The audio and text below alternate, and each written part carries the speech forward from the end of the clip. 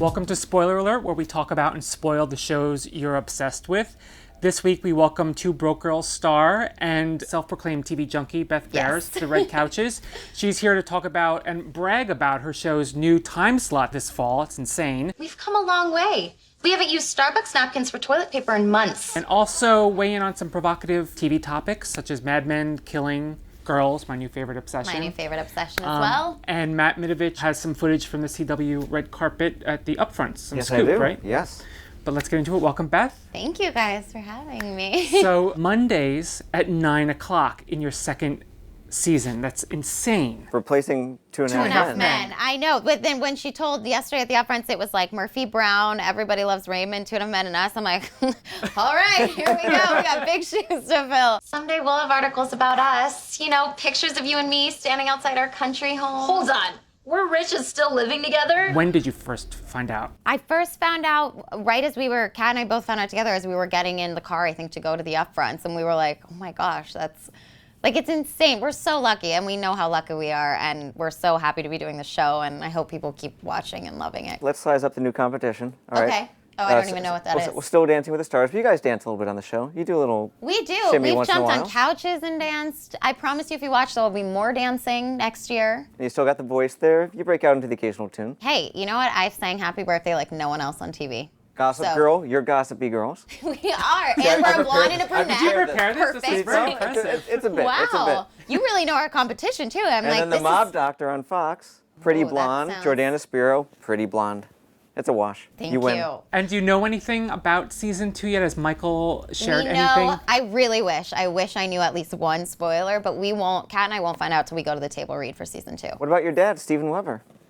He's got to come on, right? I don't know. We'll see. I hope so. I mean, they showed him in the finale, so Yeah, they could have. hopefully. They could have held up any, Sears portrait He's an studio amazing actor, picture. so yeah, that'd be great. We're going to hit on a couple of hot topics because I follow you on Twitter and you're obsessed with television just like we are. So obsessed, yes. Mad Men. It's been my favorite show on TV for like 5 or 6 years, however long it's been on. Kind of a polarizing thing right now, the character of Megan. A lot of people feel like she's being shoved down our throats. There's too much of her. Are you going to make yourself cry? Nothing against the actress. I don't have an attachment to that character like I do to Peggy or Joan. Joni is my absolute favorite character on Mad Men, and she always has been, and I think Christina Hendricks is one of the best actresses and lovely. But I think Jessica Paré is doing a great job, and I mean, all the women on that show and all the writing on that show, Matt Weiner just gives them the best material. So I hope that maybe if people are feeling that way, I don't know, maybe they change it up. I don't You know where what- I stand on this. I don't know what.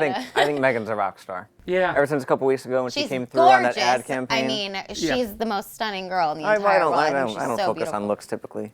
Sure you don't. Sure But you it's don't. When she saved that ad campaign a couple weeks ago, and I liked she that, started yeah. coming into her own. It's just beginner's luck. I'm a little wary now that she's going to be an actress, because that's going to take her into a new world. Maybe it'll pull her away from Donna, and I don't want to deal with any marital angst. Yeah. So as long as they don't go down that road, I'm cool with it. Interesting. I like watching all of his relationships and all of the girls he's had over the years. I find them all interesting And this fun past to week, watch. which you haven't seen, had Betty going to Weight Watchers. Oh, I haven't seen Which was that. fantastic. Okay, That was see, my I'm favorite excited episode to of the see that. season. It Oh, was really okay, good. good. Yeah, I haven't been able. It's on my DVR though. Moving on to another AMC show, The Killing.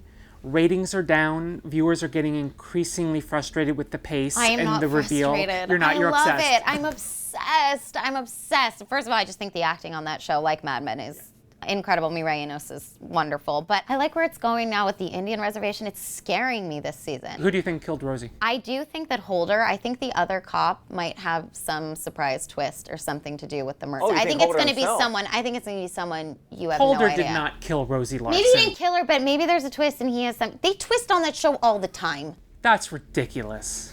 What? Holder you heard did it. not. You heard it here first. If it happens, I'm going to call you and be like, told you so. Part of me thinks it might be the mother. That's why she escaped. There is a this, weird, there is something going on Because there's something with the there mother. with the parental thing because... Right, because of the dad and not being her dad Right. and all of this stuff. I don't know. See, and I thought they nailed it a couple weeks ago once they found the kid with the tattoo on his arm. I was like, all right. No, Now now we you got know her. never. It's too easy. It's when too it's easy. too easy, that's why I'm saying if there's a twist like that, that's just so you would never expect, or if it's like Mireille's character, if it's like the lead of the show, but it wouldn't be. No. But you never know. Moving on to Girls. Love it. HBO. I didn't know what to make of it at first. I remember watching the first episode, I'm like, what is this? There's nothing like it on television, and I am addicted. You are too. Lena is my hero. I think she's unreal. The monologue she had on that episode to the boyfriend, I feel like it was one of the most real. It's what all of us in our 20s, early 20s have wanted to say. I just want someone who wants to hang out all the time and thinks I'm the best person in the world and wants to have sex with only me.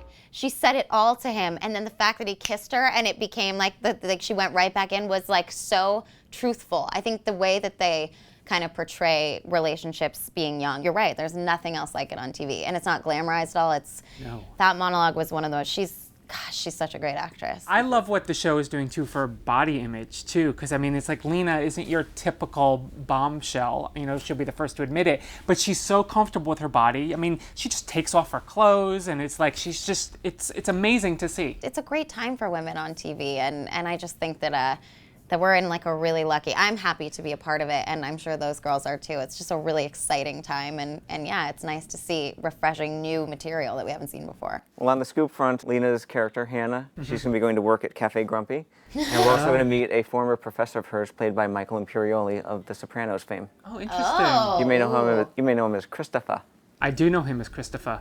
Yeah, I mean, they have a lot of great New York actors on there, too. Like, not necessarily well-known as Michael Imperioli. Yeah, a friend of mine, Skylar Aston, who was like a Broadway actor, New York actor here, was just on it the other day, and I was like, everyone's on this show. It's amazing, yeah. Well, we're going to pause here for a moment. Matt hit up the CW Upfront red carpet a couple days ago, and you got some good scoop, I hear. Yeah, I spoke to actors and producers from all the big shows. We'll start off with Jensen Ackles and Jared Padalecki from Supernatural. They're talking about the showrunner change that's coming up for Season 8 and whether it actually might translate into Season 9 and beyond. Beth, focus on the monitor over here. Right down there.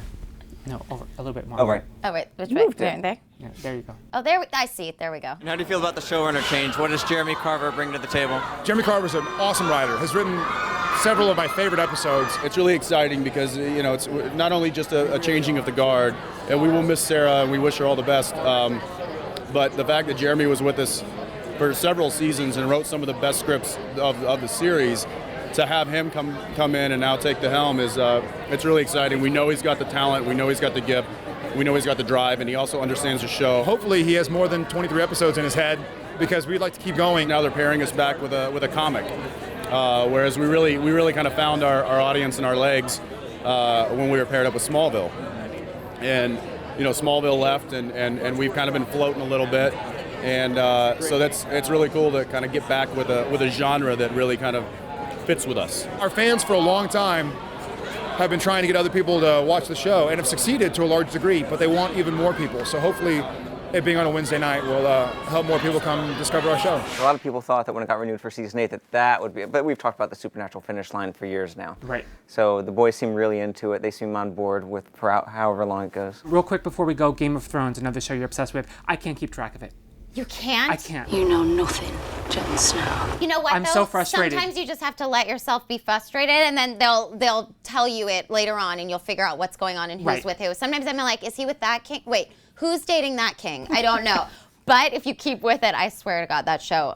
I have so many TV shows I love. My DVR When is do you watch? full. Now that we're on hiatus, I'm finally catching up. Like, I had to watch, Homeland I watched in like 3 days. I hadn't seen any of it, and it was on demand. It was like my first couple days off, and I was like, and Homeland. Like, I have to watch this. Now, these are all very highbrow shows. Give us a guilty pleasure. Like any like of the Housewives shows. Oh, really? Really? They're Oh, fun. you really went low. Oof. Can I show another clip? Do you have another one? Yeah, it's like sitting over there. All right, go for it. Okay. Vampire Diaries finale, Yeah. game changer. Yeah. It turns out that Elena actually met Damon first in Mystic Falls. Right, we found that in the finale. Right. Finale. What's it mean? What are the ramifications? All right, we're going to find out now. Nina Dobrev talking about the ramifications of when Elena realizes Beth, go. She didn't necessarily remember him. I mean, the audience knows that they met first now, but after the car accident, she didn't remember that. So now, after this car accident, maybe she will regain all her memory, or maybe she won't. We don't really know. Do you think she made the right choice in picking Stefan? I don't know if there is a right or wrong choice. I think she definitely tested the waters and made an educated decision, and I respect the decision. Those are all the clips we have. Okay. Now what's going to happen is, listen up. We're going to make small talk as the credits roll. Okay. Your mouth's moving, but you're not saying any words. Okay. Just faking it. Yes. Yes. Yes. Yeah. No. Totally. I'm awful at this.